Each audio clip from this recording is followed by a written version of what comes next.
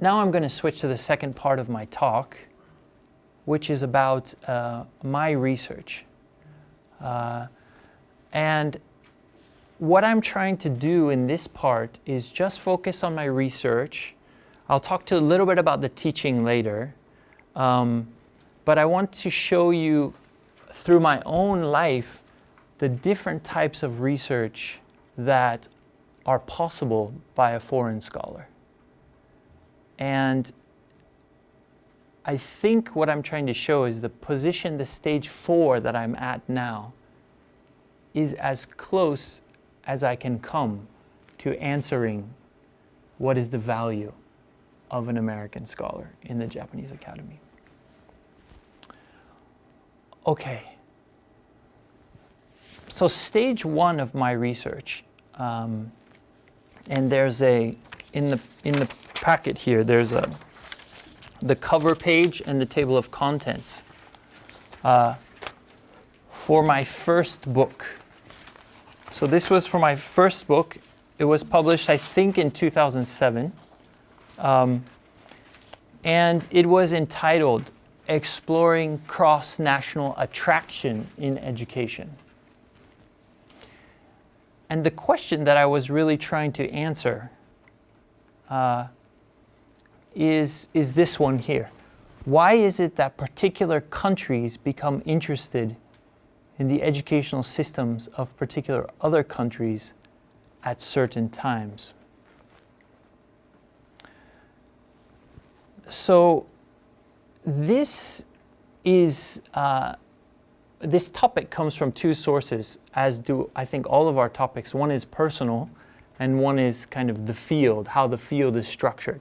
So my personal interest in this was that I remember when I was very young as an American that we were very much excited about Japanese education. As an American in 80 nendai, everyone was like, oh, Japanese education is the best. The best. Then I came in 2003 to teach English. And the classroom was like 動物園みたい。工業高校、田舎の工業高校で、and everyone said 学力低下。Everything's falling apart. Japanese education's no good. So I was interested in kind of images of other educational systems from the very beginning. Now, in terms of the field, one of the big themes in UK comparative education is the theme of policy borrowing or policy transfer. So there have been these books, Educational Policy Borrowing, The Global Politics of Educational Borrowing and Lending. This was in 2004. And 2012, World Yearbook of Education, Policy Borrowing and Lending in Education. Basically, the idea is that in the past, educational policies usually came from kokunai forces.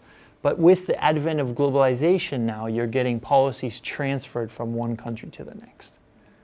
So in the 1980s, that was in the United States trying to catch up with Japan's education, was kind of the first wave. But now it's become very, very much professionalized.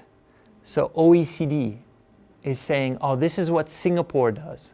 This is what Shanghai does. So you should do this, and your PISA scores will rise. So this is all about borrowing and transfer of policy. So it's a one dimension of globalization. And my supervisor at Oxford, David Phillips, is a quite well-known name in the field of UK comparative education.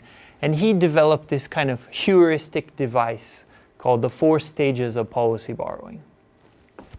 When I started the master's program, he handed it to me. If you want to study transfer, you want to study these types of things, dozo. So basically, I won't go into it very much, but stage one is kind of cross-national attraction. Why do countries become interested in other countries? Then two, why is the decision made to borrow a policy or to take a policy from another country? Three, when it's implemented, what happens to that policy? How is it adapted? How is it changed in the context? Right?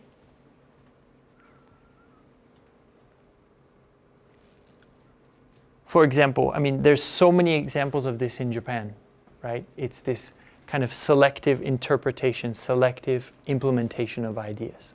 For example, これからの active learning. Maybe it's from progressive education, 子ども中心主義, but immediately it says in groups. So it's a very different approach in a way to active learning in other places. And then what happens to these policies? Do they actually get internalized? Does anything actually change in the gemba, in the places? So it was a way to understand and kind of classify all of these different studies that have taken place over time around policy borrowing.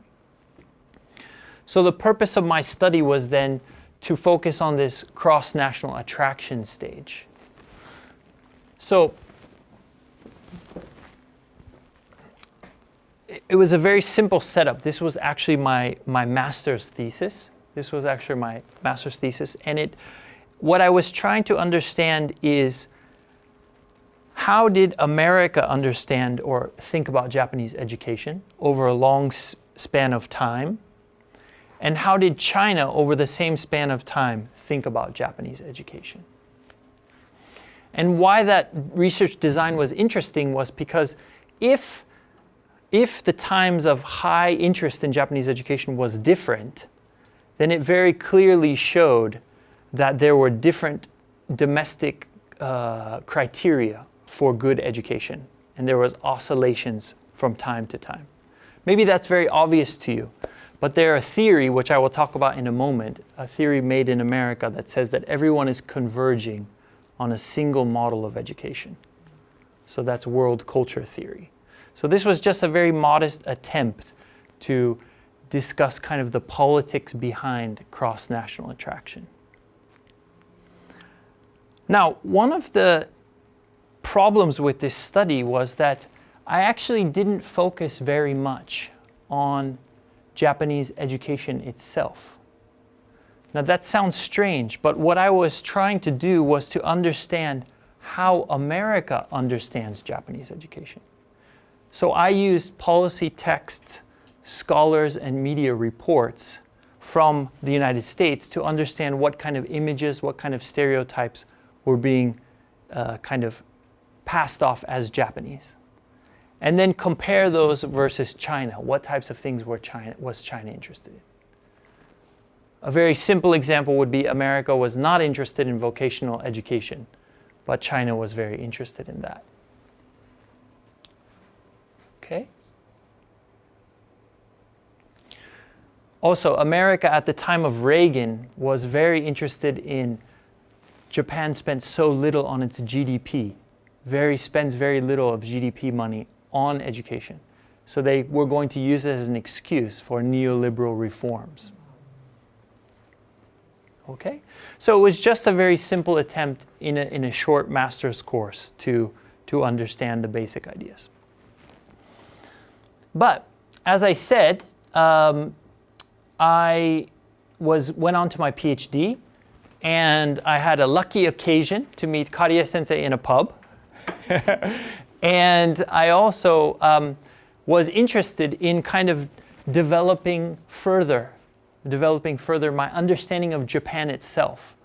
Coming back to Todai gave me the chance to improve my Japanese, and also gave me the chance to interact with Kariya sensei and other scholars to understand what was really happening in Japan, not the outside images of Japan.